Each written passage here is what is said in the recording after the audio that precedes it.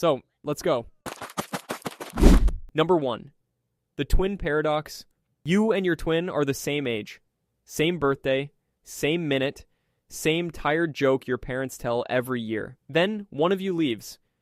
You climb into a ship that moves at nearly the speed of light, and you fly out, and you turn around, and you come home. For you, the trip took a year. You feel fine. You did not sleep through it. You did not freeze. Nothing strange happened inside the ship at all. Your coffee got cold at the normal rate. Your heartbeat kept its normal time. But your twin is old now. While you lived 1 year, they lived 10, or 50, or a few quiet centuries, depending on how fast you pushed it. You left at the same age, and you came back to find that the person who shares your exact birthday has gray hair and grandchildren and a face you almost don't recognize. And here's the part that should bother you. Neither of you did anything wrong. Time did not break. Time worked perfectly. It just worked at a different speed for each of you. And this is called time dilation. And the trick is simple to say and impossible to feel. The faster you move through space, the slower you move through time. Not slower in the way a boring afternoon feels slow. Slower for real. The universe hands out less of it to things that move fast. Now, the reason it's called a paradox is that motion seems like it should be symmetrical. From your ship, your twin is the one moving away. From their porch, you're the one moving away. So who actually ages less? The answer is you, the traveler, because you're the one who turned around. You felt the engines fire. You changed direction. Your twin never did. That turn is what breaks the tie, and it breaks it in your favor, and you pay for it with everyone you left behind. If this sounds like a thought experiment, it isn't. In 1971, two scientists named Hafele and Keating put 4 atomic clocks on ordinary commercial airplanes and flew them around the world. Then they compared those clocks to identical ones that stayed on the ground. The flying clocks were wrong. Off by billionths of a second in exactly the direction Einstein had predicted half a century earlier. The clocks that traveled had lived a little less time than the clocks that stayed home. And you're relying on this right now. The satellites that run the map on your phone move fast and sit high in weaker gravity, so their clocks drift away from yours by about 38 millionths of a second every single day. Tiny. Except if nobody corrected for it, your location would slide off by about 10 kilometers a day. Your map would put you in the wrong city by the weekend. It even happens to you, standing still. Your head ages very slightly faster than your feet because it's farther from the center of the Earth. Scientists have actually measured this with a height difference smaller than a step on a staircase. So before we go anywhere strange, sit with this. The thing you trust most, the steady forward tick you build your entire life around, is not one thing. It's not shared. Everyone is on their own clock, and the universe never promised to keep them in sync. That's the gentle one. It gets worse. Number 2. Olbers's paradox. Go outside tonight and look up. The sky's dark. You've seen it 1,000 times and never once thought it needed explaining. Of course, it's dark, it's night, the sun is on the other side of the planet. But that answer is wrong, and the real answer is hiding something enormous. Here's the problem. Imagine the universe is infinite. Imagine it goes on forever in every direction, and it's been here forever. And it's filled fairly evenly with stars. If that's true, then pick any direction at all and draw a straight line out from your eye. That line has to eventually hit the surface of a star. Maybe not a close one. Maybe you have to go unimaginably far. But in an endless universe packed with stars, every single line of sight ends on something burning. Which means the entire sky, every point of it, should be as bright as the surface of the sun. Not a few scattered stars on black velvet. A solid wall of blazing light in every direction all night, every night. The dark gaps between the stars shouldn't exist. There shouldn't be any gaps. You should be standing under a sky that would cook you where you stand. But you're not. The night is dark and cool and survivable. So one of those assumptions has to be false, and figuring out which one cracks the whole universe open. The universe is not infinitely old. It had a beginning, about 13.8 billion years ago. And that changes everything, because light has a speed limit. When you look far away, you're looking into the past because the light took time to get to you. Look far enough, and you're looking back toward the beginning, to a time before there were any stars at all to send light. Past a certain distance, there's simply nothing to see yet, because the light from out there hasn't had enough time to reach you. It's still on its way. Some of it will never arrive. And it gets stranger. The universe is expanding, stretching as it ages, and that stretch pulls the light from distant stars down into wavelengths your eyes can't catch. The most far-off light isn't just faint, it's been dragged out of visibility entirely, redshifted into the dark. So, the blackness you've ignored your whole life is not empty, it's evidence. The dark between the stars is the universe telling you, quietly, every night, that it has not always been here. The darkness has an age. You've been staring at the proof of the Big Bang since you were a child and never knew it. Here's the part I love. A poet figured this out first. Edgar Allan Poe, in 1848, wrote that the void must be dark because the light from the farthest stars simply hadn't reached us yet. He had no telescope, no equations, no data. He just thought about the darkness honestly, and he beat the scientists by decades. Look up tonight and you're reading a clock that runs in reverse all the way back to the start of everything. And we're still not at the weird part. Number 3, the ladder paradox. Picture a barn with a door at each end, both open, and picture a ladder that's too long to fit inside it. The ladder is longer than the barn. On a normal afternoon, this is not a puzzle. The ladder sticks out. Everybody agrees. Now make the ladder move. Not jogging speed. A serious fraction of the speed of light straight through the barn, in one door and out the other. Remember what you just learned about moving fast. Moving changes time. It also changes length. Anything moving fast gets shorter along the direction it's traveling. This is real, it's measured, it's called length contraction, and it means that to you, standing in the barn, the speeding ladder is squashed, compressed. Short enough that for one brief instant the whole thing is inside the barn and you could slam both doors shut at the same moment and trap it. The ladder that was too long now fits. You saw it. You'd swear to it. But ride along on the ladder for a second. From the ladder's point of view, the ladder isn't moving at all. The barn is. The barn is the thing rushing toward it at nearly light speed, which means the barn is the thing that gets squashed and short. So now you have a long ladder and a tiny contracted barn, and there is no possible way it fits. The ladder sticks out both ends. You'd swear to that, too. So, which is it? Does the ladder fit or doesn't it? Two observers, same ladder, same barn, same event, and they walk away with opposite stories. And the answer that should make the floor tilt under you, is that they're both right. Here's how that's possible. When you in the barn slammed both doors at the same moment, that phrase, at the same moment, was the lie. Because there is no such thing as the same moment for everyone. From inside the barn, the two doors close together. From the ladder's view, they don't. One door closes, the ladder's front end slips through before that door ever shuts, and only then does the other door close behind it. The ladder is never trapped from its own point of view. It flows through. Both stories are true because the two observers can't even agree on what happened first. Sit with what that actually means, not just for ladders, for everything. The idea that there's a single shared present moment, a universal now ticking across all of space the same instant for you and me, and a star a billion light years away. That idea is false. It feels obvious. It feels like the most basic fact there is, and it's wrong. Your now and my now are not the same now, and the faster we move relative to each other, the more they slide apart. There is no master clock, there is no universal present. The word now means something different for everyone, and the universe has no opinion about who's correct. That's the last of the gentle ones. From here, the floor really goes. Number 4, the ultraviolet catastrophe. Warm yourself by a fire, hold your hands out toward it, it glows red, then orange, then if it's hot enough, a kind of white, you feel the heat. Nothing about this should be dangerous. People have been doing it for as long as there have been people. Now here's the thing, nobody told you, according to the physics they taught for 200 years, that fire should kill you. Not the flames. The light.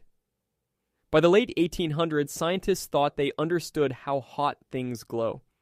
They had clean, elegant equations describing the light that any warm object gives off.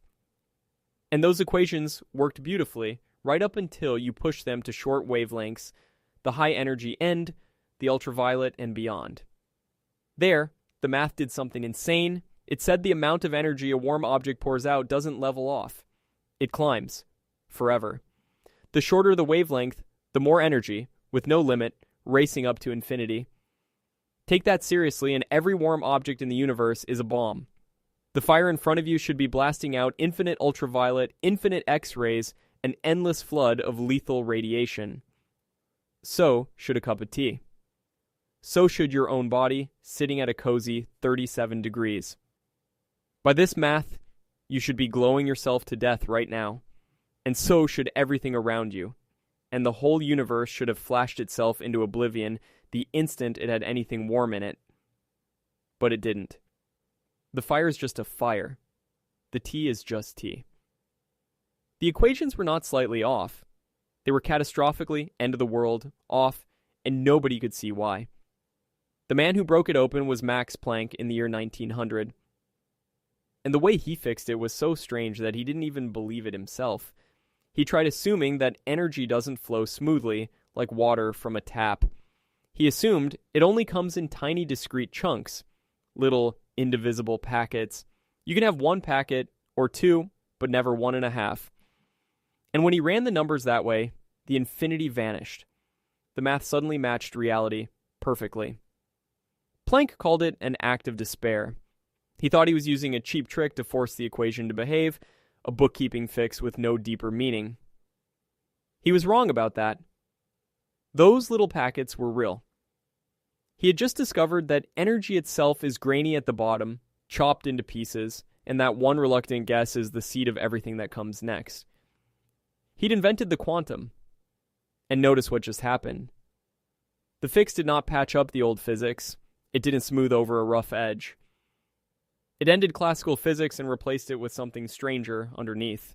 Up to now, every paradox in this video had an answer that let you keep your sense of reality. From here on, the answers take your reality and quietly file it down to nothing. Welcome to the small stuff. It does not care what you believe. Number 5, the grandfather paradox. You've heard this one as a movie plot. You travel back in time and by accident or on purpose, you stop your grandfather from ever meeting your grandmother. So your parent is never born. So you were never born. So you never grew up, never built the time machine, never made the trip. So you didn't stop them. So they meet after all. And you are born.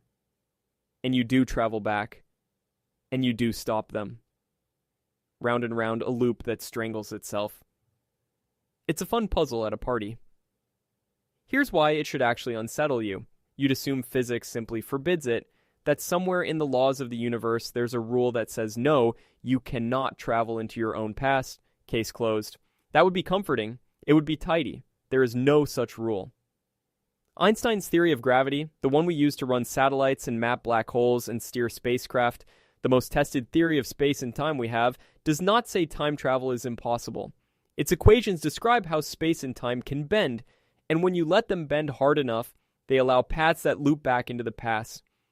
Physicists call them closed time-like curves, which is a very calm name for a road that leads to yesterday. The first person to find one was a mathematician named Kurt Gödel in 1949. He was a close friend of Einstein, and for Einstein's 70th birthday, he gave him a present. Not a watch. A solution to Einstein's own equations describing a rotating universe in which you could fly off in a straight line and arrive back before you left. A universe that lets you visit your own past hidden inside the math Einstein himself had written. Einstein admitted it disturbed him. He never really resolved it, and Gödel's was just the first. Spinning black holes seem to allow these loops. So do wormholes, if they exist. The doorways to the past keep showing up in our best equations, uninvited, and we don't have a clean way to slam them shut. The best hope we've got is a guess by Stephen Hawking, who proposed that maybe, when you actually try to build one of these loops, the universe protects itself.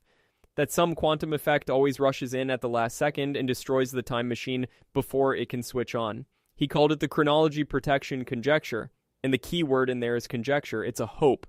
A reasonable, educated hope that reality has a bouncer at the door.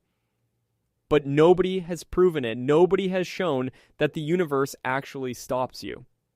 So here's where that leaves you. The contradiction is real. The loop genuinely eats itself. and the laws of physics as we currently write them do not rule it out. We don't keep the past safe because we understand why it's safe. We keep it safe because so far, nobody's been able to go back and test it. And causality, the simple chain of this cause that, is about to get even shakier. Number 6, Maxwell's demon, Sac. There's one law in physics that everyone treats as truly unbreakable. The second law of thermodynamics. In plain words, it says things fall apart. Heat spreads out, order decays into mess, and you can never get that for free. Drop ink in water and it spreads. It never gathers itself back into a drop. A hot coffee cools to room temperature. A cool room never spontaneously gathers its heat to boil your coffee. The universe only runs one way, downhill, toward disorder, and that downhill slope is about as close to sacred as physics gets. In 1867, a brilliant man named James Clerk Maxwell invented a little monster to break it. Picture a box of gas split down the middle by a wall. In the wall, a tiny door. And at that door sits an imaginary creature, small enough to see individual molecules flying around. The molecules aren't all moving the same speed. Some are fast, some are slow. That's just temperature. So the creature plays a simple game. Every time a fast molecule comes toward the door, it lets it through to the left. Every time a slow one comes, it lets it through to the right. It just opens and closes a frictionless door, taking no real effort. Wait a while. Now all the fast molecules are on the left, all the slow ones on the right. Fast means hot, slow means cold. The creature has made one side hot and the other side cold, out of a box that started lukewarm, for free. It built order out of mess. It made heat flow uphill. It broke the unbreakable law just by being clever and patient and watching. This little monster haunted physics for almost 100 years, because nobody could say exactly what it did wrong. And the answer, when it finally came, is one of the most beautiful turns in all of science. The creature has to know things. To play its game, it has to see each molecule, measure whether it's fast or slow, and remember long enough to work the door. And memory is not free. The creature's little mind fills up with information, and eventually, to keep going, it has to erase. Wipe the old measurements to make room for new ones. And here's the secret the universe was keeping. Erasing information is not free. The act of forgetting, of wiping one single bit of memory, must release a tiny puff of heat into the world. It's a real measured amount. So, the creature was never cheating. Every clever sword it made, it paid for, not at the door, but in its own mind, every time it had to forget. Add up the cost of all that erasing and the second law stands. Untouched. Exactly balanced. The monster always loses. But look at what that costs you to understand. To save the law, physics had to admit that information is physical. That a thought, a memory, a single bit of knowledge is a real thing with a real weight in heat. The reason your laptop gets warm in your lap is the same reason the demon fails. Knowing has a price, and the universe always collects.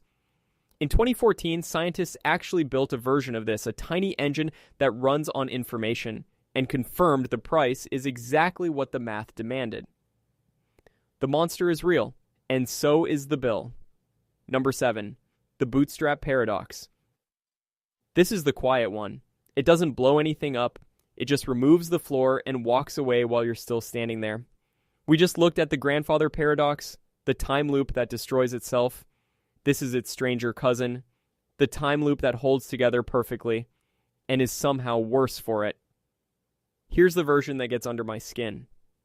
Imagine you have a piece of music, a symphony, beautiful, complete, every note in place. You build a time machine, travel back in time, and hand the sheet music to a young composer before they've written anything. They study it, they're moved by it, they copy it down, note for note, and publish it as their own. And it becomes famous, and it survives through the years, all the way down to you, who picked it up, loved it, and carried it back in time to give to that same young composer. Now answer me one question. Who wrote it, not the composer? They just copied what you handed them, not you. You only delivered something you'd been given, traced the music back, and there's no beginning, no moment of creation, no mind that ever sat down and pulled those notes out of nothing. The symphony exists, people wept at it, and it was never, at any point, actually composed by anyone.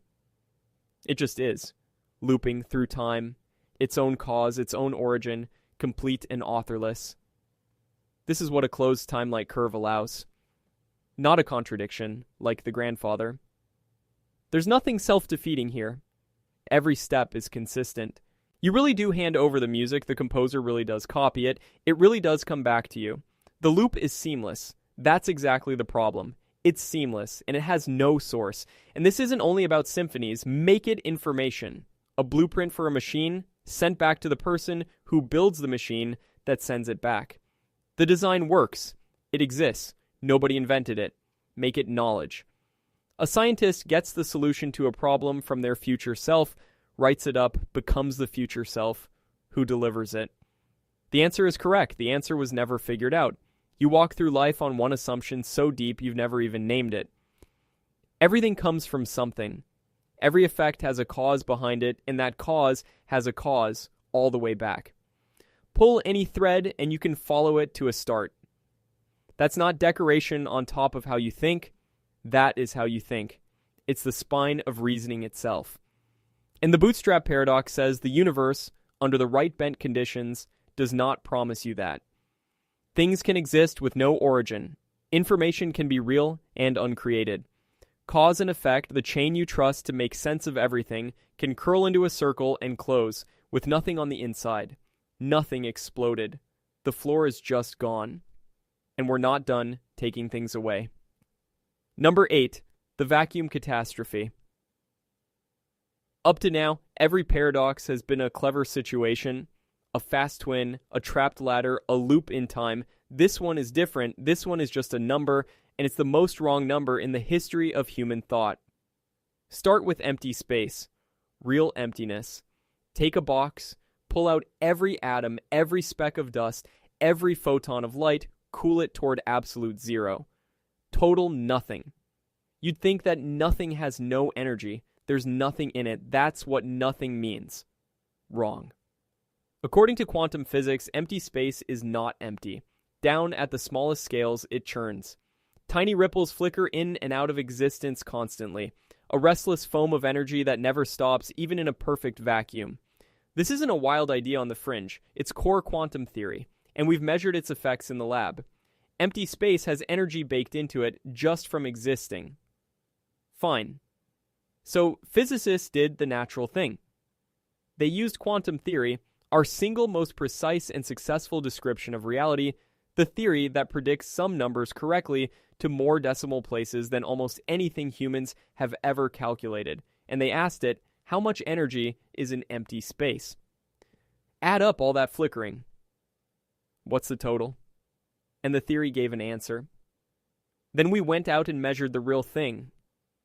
Because empty space does have a tiny bit of energy that pushes on the universe. We can see it in the way the expansion of the cosmos is gently speeding up.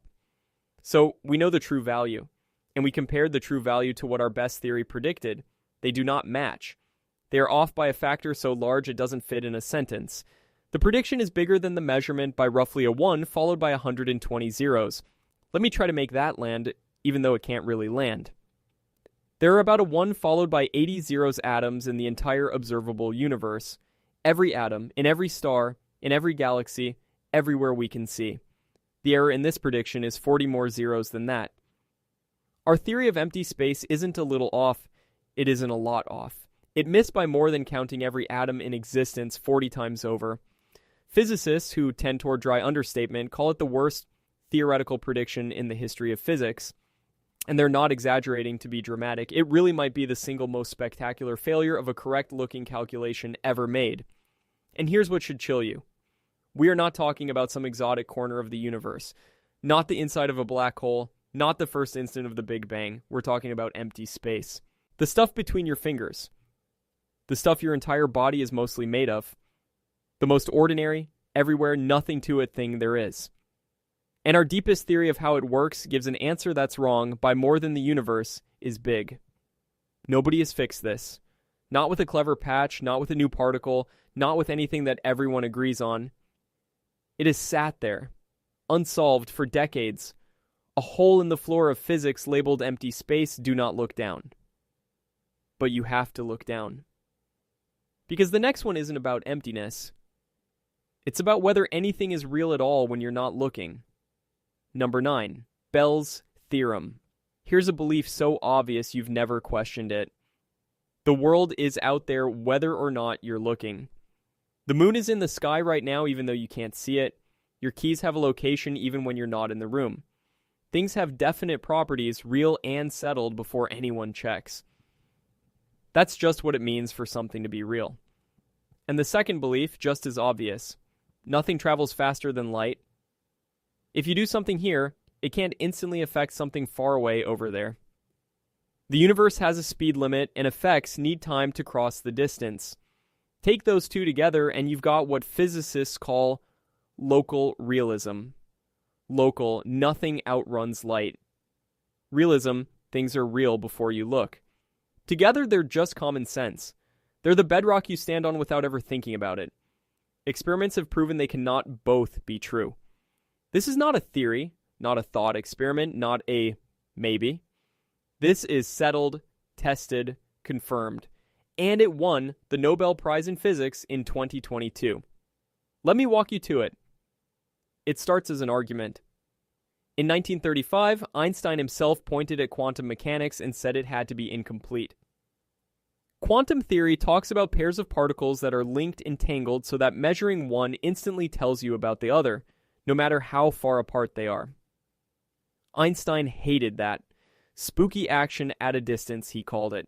He insisted the particles must simply carry hidden instructions all along, settled before they ever separated, like two gloves packed in boxes. Open one box, see a left glove, and you instantly know the other is right. Nothing spooky, just hidden information you didn't have yet.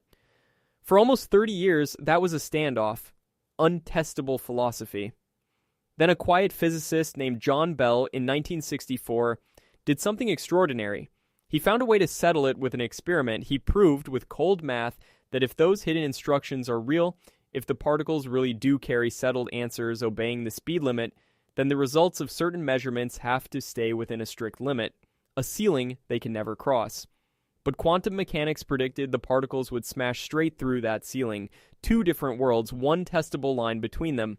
All anyone had to do was run it, so they ran it. John Clauser in the 1970s, Alain Aspect in 1982, who closed the cleverest loophole by changing the measurement settings at the last possible instant after the particles were already in flight, so they could not have agreed on their answers in advance. Anton Zeilinger pushing it further. And then, in 2015, airtight versions with every escape route sealed. The results came in every single time on the side of the spooky. The particles broke through Bell's ceiling. The hidden instructions do not exist. Einstein's gloves and boxes picture is wrong, which forces the conclusion that the universe simply hands you whether you want it or not. At least one of those two obvious beliefs is false. Either things are not real before you look at them, with no settled properties until the measurement happens, or the universe is not local, and distant things really are linked in a way that ignores space entirely. Or, and many physicists suspect this, both. This is the turn. Everything before the quantum had an answer that let you keep your world. This one doesn't. There's no clever resolution waiting at the end of this paragraph to give you the floor back. The experiment is done. The result is in. Common sense reality, the simple idea that the world is just out there being itself while you're not looking, has been measured, and it failed. The moon may not be a settled thing in your absence, and the universe is fine with that. It runs perfectly either way. It's only you who needed it to be real. Number 10. The arrow of time. We end on the simplest one. So simple a child knows it, and so deep that nobody on earth can explain it. Time goes forward. You know this in your bones. You remember the past, not the future. A glass falls and shatters, and it never, ever leaps back together and hops onto the table. You get older. Things spill, break, fade, scatter. The future is different from the past, and the difference has a direction, always the same direction, like an arrow. Here's the problem. Go down to the actual laws of physics, the deep ones, the rules that govern how particles push and pull and move, and look for the arrow. Look for the part of the equations that says which way time runs. It isn't there. Almost every fundamental law we have works exactly the same forwards and backwards. Watch two particles collide and bounce, then watch a film of it played in reverse, and both look completely legal. Nothing in the rules prefers one direction. Run the equations forward, the glass shatters. Run them backward, the glass reassembles, and the math is just as happy. At the level of the pieces, time has no arrow at all. Forward and backward are the same to the laws of nature. So where does the arrow come from? Why does the glass only ever break? Why do you only remember backward and age forward if the rules underneath don't care which way time flows? The only law that does point one way is the one we met with Maxwell's demon. Things spread out.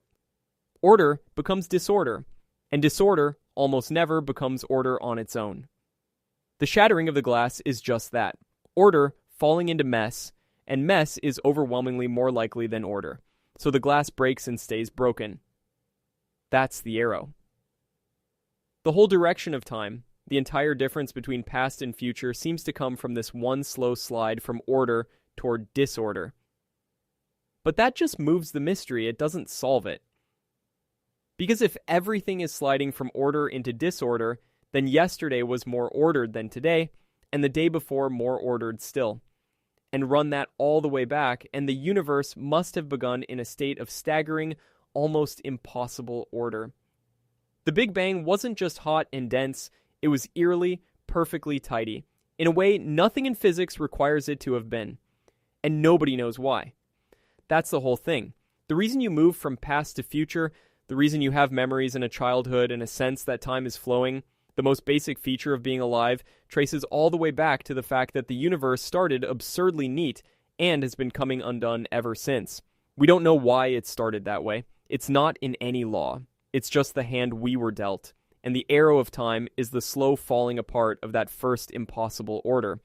So here's where 10 paradoxes leave you. Your clock isn't shared. The dark sky is a calendar. There is no universal now. Empty space is wrong by more than the universe is big. Reality might not be there when you turn away. And time itself, the river you've been floating down your whole life, flows in a direction the laws of physics never wrote down. None of this stops the universe from working. It runs flawlessly, every second, holding itself together with rules we can use perfectly and cannot explain at all. Reality isn't broken because it fails. It's broken because it works, and we have no idea how.